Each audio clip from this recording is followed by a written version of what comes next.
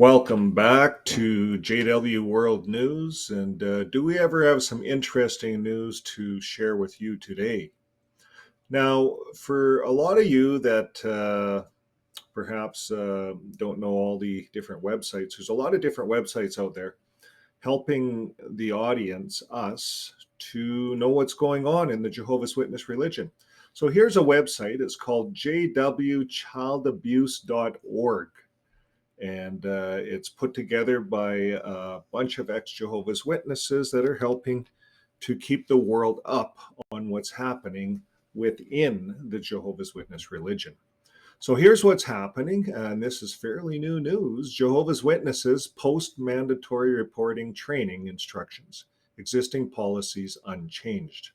So here's a sign, the Kingdom Hall of Jehovah's Witnesses. This looks like it's in Spanish as well, so this hall is probably used by a couple of groups. So we'll get right into the breaking news article. It's October 4th, 2022. And it says here, in an unexpected move, the Jehovah's Witness Church, headquartered in New York State, has issued an elders-only announcement in which Illinois ministers are prompted to take an online training course sponsored by, here it is, the Department of Children and Family Services. So no longer in Illinois can the elders get training from jw.org. That's done away with when it comes to children and dealing with children, the mandatory reporting.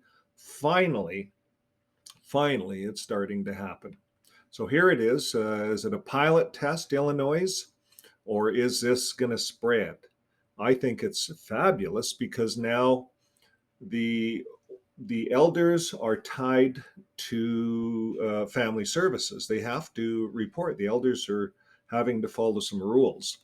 Now, this poses some problems because other clergy follow the same rules. They follow the same rules, and Jehovah's Witnesses do not want to be classified as clergy. They want to be different.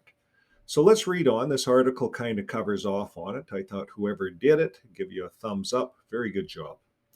It says this announcement, directed only to the Illinois-based Jehovah's Witness elders, was officially released on October 4th, just 6 months after the church elders Penkava and Scott were convicted in the McHenry County for violating Illinois' mandatory reporting laws. And remember, those are those two elders we reported on that ended up, they got a year of probation, fines, and community service. So if you're an elder out there, you are not out of the dark. You are in the dark. And if you sent your records to the legal department in New York and you think you're done, you are not done. You have a legal responsibility now in the state of Illinois, where you have to take a course with Family Services. And every 3 years, the elders in the county of, in the state of Illinois have to retake the course. They have to retake this Child Family Services course. So, but these elders, they got sentenced, and the legal department in New York threw them under the bus. So if you're an elder, you will be thrown under the bus when it comes to mandatory reporting. Now, here's the announcement. You can see it up on the screen here, October 4th. This is an announcement right into the Kingdom Halls, and it's in part for elders in Illinois. And number one, required mandatory reporting training. And this letter, by the way, is from the governing body. It's from jw.org to its elders. And here it says, Illinois law requires ministers, elders to attend the state-provided training on reporting child abuse. The training is available online or in person. The Illinois Department of Children and Family Services, DCFCS, and other educational service providers approved by the department, providing training. The training is to be repeated every 3 years. It consists of a pre-training assessment to determine the reporter's pre-training knowledge, followed by 60 to 90 minutes of self-placed interactive training and post-training assessment. All the conclusion of the training, the mandatory reporter must acknowledge that he understands his status as a reporter. He is also given a certificate of completion that must be retained until completion of the next mandatory training. So now the state is now monitoring who's an elder. These are some of the benefits. So now the government knows in the Jehovah's Witness organization in that state who is serving as a qualified elder, who's a responsible reporter, and there's going to be other fine print in there, I'm sure, as well. The jw.org letter to its elders goes on in number 2 to say, in view of the legal requirements, we encourage the congregation elders to take the online training program at their earliest convenience, according to Romans chapter 13, verses 1 to 4. And it's about time they start following the Bible. Romans 13, 1 to 4, in case you're not aware of it, it says, be in subjection to the governing authorities. And that's exactly what must take place when it comes to reporting all over the earth. Now it says there, you may take the course online by entering the following web address in your internet browser, and it actually gives it there, and save your certificate until the completion of the next mandatory training. A document entitled Question and Answers has been prepared to assist you. Please review this document before going online or signing up for an in-person training program. Also, please note that this training program does not change the direction outlined in the Shepherding Book, Chapter 14, Paragraph 7. This direction will still apply and should be followed. I don't know what that is. Probably about the two-witness rule. If you have any questions, please contact the U.S. Legal Department. And then they won't call you back, and then you'll end up going to jail or something. So, but anyways, they're telling you guys that's where you can go. Now, for coordinators of the bodies of elders, please ensure that all elders are assisted to personally comply with the training requirements. So this is right from the governing body of Jehovah's Witnesses. October 4th, 2022 announcement for the Jehovah's Witness elders. So the letter to the elders was sent along with a second document titled Question and Answers. And in the announcement letter, elders are advised that this is now the law in Illinois. So yeah, new things are happening. In big letters here in this article, it says, to ensure that elders comply with child abuse reporting laws, 2 elders should immediately call the legal department for legal advice when the elders learn of an accusation of child abuse. A call should be made even when both persons involved are minors, and the elders should not ask an alleged victim, the accused person, or anyone else to call the legal department on the elder's behalf. So there's a new change where now they used to say to the victim, well, you guys call the police. And then the elders would call the legal department, and then nothing would happen. So now the elders have to call the police. They do not put it upon the victim. They call the police. That's the new rules. So this is interesting. This looks like it's a good change. This is a change that will affect all religions, and it will keep the children and the victims safer.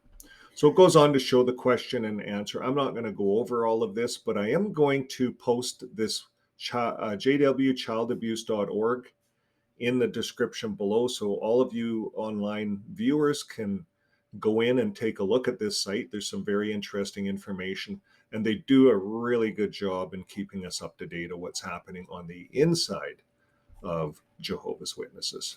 And while we're talking about on the inside, the same website showed this 237-0 order on a motion to compel production of documents. And now this is another case, and it's on the same website, and following the Montana case.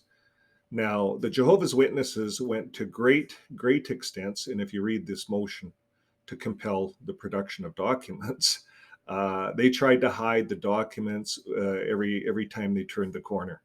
And it just blew me away how many times they evaded this, and they said, no, we're different corporations. We're the Watchtower branch. We're a printing company, and this is another company. We have nothing to do with them. And this is how they've been running from child abuse cases. We had a video not too long ago showing how Bromley, that's their lead lawyer, was charged $154,000 in court for running and misleading the courts. So the Watchtower is misleading the court system by hiding under shelf companies and saying, no, we're not responsible. When we know as Jehovah's Witnesses, ex-Jehovah's Witnesses, that they are leading the pack. They are giving the direction to the whole world, including Montana. So this is quite interesting. Whatever is hidden will be brought to light. So we are living in the last days, when everything that is hidden will be brought to light, and all of these CSA cases within the Jehovah's Witness religion that are hidden will be brought out, and true culpability will be landed. So as we follow through on this, we see that in the Pennsylvania court systems, they are going after the records in New York. So they said, no, you're not going to hide behind these shelf companies. So now the order is, and this here order is that the government is going to go after the New York Bethel, and they have now given them an order to produce these records. So stay with this. If you haven't subscribed yet, please subscribe, share this with others. It helps the channel, it helps the world. And if you're a Canadian and you have not signed our petition here in Canada, there's a link to it in the descriptions of this video below. And we need support, because we are asking the Canadian government not to treat these organizations as charities. Why are we spending billions of dollars as taxpayers towards religions that don't help people? So these are good questions. We're doing this in Canada. And if you're in the US, there's BeFree2023.com. It's a protest that's happening on October 31st, 2023, here at the White House in the US.